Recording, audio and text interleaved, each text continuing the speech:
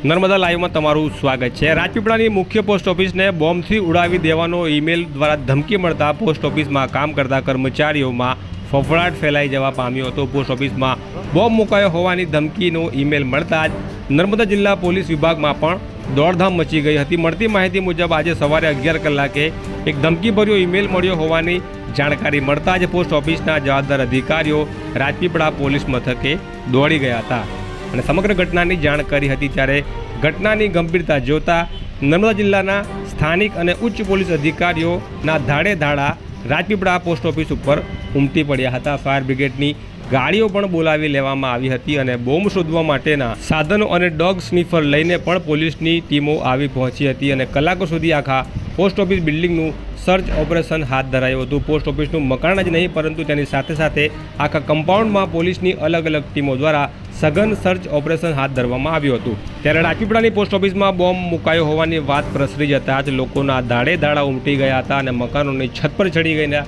લોકો જોઈ રહ્યા હતા કે શું થઈ રહ્યું છે, શું શોધવામાં આવી રહ્યું છે।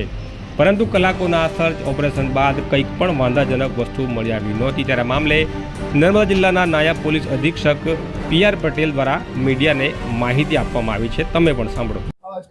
આજરોજ બોમ્બ મૂક્યા અંગેની ઈમેલ સુરત પોસ્ટ ઓફિસમાં આવેલો હતો। ત્યાંથી વડોદરા મારફતે અત્રે રાજપીપળા પોસ્ટ ઓફિસને જાણ થતાં તેઓએ તાત્કાલિક પોલીસનો સંપર્ક સાધેલો અને પોલીસની ટીમ જેવી કે QRT, BDDS, LCB, SOG, સ્થાનિક PI અને તેમની ડિસ્ટાફની ટીમો તથા તમામ હેડક્વાર્ટરની ટીમો પણ આજુબાજુ એરિયા સર્ચ કરવા માટે લાગી ગયેલ છે અને સરાઉન્ડિંગ પોલીસ બંદોબસ્ત મૂકેલો છે।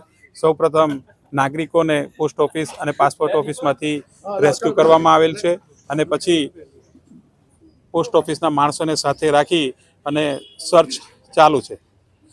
આના અંદર જ્યારે આરોપી પકડાય છે ત્યારે એને વિગતવાર પૂછવામાં આવે છે। હમણાં રિસન્ટલી પકડાયો હતો કે નાનું બાળક હતું 5મા ધોરણમાં ભણતું, એણે ખોટી ખાલી રજા જોઈએ છે સ્કૂલમાં એ માટે ઈમેલ કરે છે। એ લોકોને બાળકોને પણ આની ગંભીરતા ખ્યાલ હોતી નથી કે આના અંદર સમાજ પર કેવી માઠી અસર થાય છે, આખું તંત્ર ખોરવાઈ જાય છે અને અમુકવાર હવે અવારનવાર ઈમેલો ખોટી આવતા હોય છે। ઘણી વખત બહારના દેશોમાં પણ આવતા હોય છે તો પણ એની તપાસ ચાલુ હોય છે અને તપાસમાં કંઈ મળી આવે તો એને વિરુદ્ધ કાયદેસર કાર્યવાહી કરવામાં આવે છે।